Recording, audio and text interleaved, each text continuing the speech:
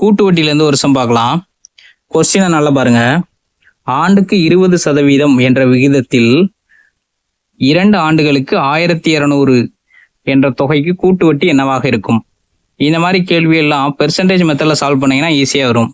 கொஸ்டின்ல கொடுத்துருக்கதை அப்படியே எழுதுறேன் பாருங்க. 20% கொடுத்துருக்காங்களா? 20%னா 1/5 எழுதிக்கலாமா? இதுல வந்து 5ங்கிறது என்னதுன்னா பிரின்சிபல், 1ங்கிறது காம்பவுண்ட் இன்ட்ரெஸ்ட். இது ரெண்டையும் கூட்டினா 6 வருமா? இது வந்து என்னது? Compound interest. இது வந்து மொத்த தொகை. Compound interest plus principal. ஓகேங்களா? இதை மட்டும் ஞாபகம் வச்சுக்கோங்க. இப்ப பாருங்களேன், 2 ஆண்டுகளுக்குன்னு கொடுத்துருக்காங்களா? இப்ப என்ன பண்ணணும்? இங்க 5, இந்த 5ங்கிறது என்னது? பிரின்சிபல், 6ங்கிறது மொத்த தொகையா? இந்த 5 வந்து 2 வாட்டி எழுதுங்க. அதாவது 5 ஸ்கொயர், இங்க வந்து 6 ஸ்கொயர்.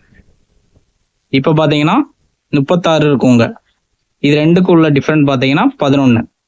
இப்போ இந்த 25 என்பது என்னதுன்னா பிரின்சிபல், 11 என்பது என்னதுன்னா காம்பவுண்ட் இன்ட்ரெஸ்ட். இந்த 36ங்கிறது மொத்த தொகை. எப்படி ஞாபகம் வச்சுக்கிட்டு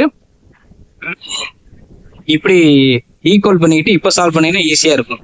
இப்ப என்ன கொடுத்துருக்காங்க? 1200 தொகைக்கு கூட்டு வட்டி என்னவாக இருக்கும்? அப்போ இதான தொகை பிரின்சிபல். அப்போ 1200 டிவைடட் பை 25. 25 1200னா 11க்கு எவ்வளவுன்னு கேட்கணும். 11க்கு எவ்வளவுன்னு பார்க்கணும். அதான் ஆன்சர். இப்ப இதை அடி கொடுத்தீங்கன்னா ஆன்சர் வந்துடும். 25 100ல எத்தனை டைம்னா 4 டைமா? மிச்சம் 20 இருக்குமா? 8. 48 × 11 போட்டீங்கன்னா 48 வருமா? 12க்கு 2 மிச்சம் 1, 528 தான் ஆன்சர்.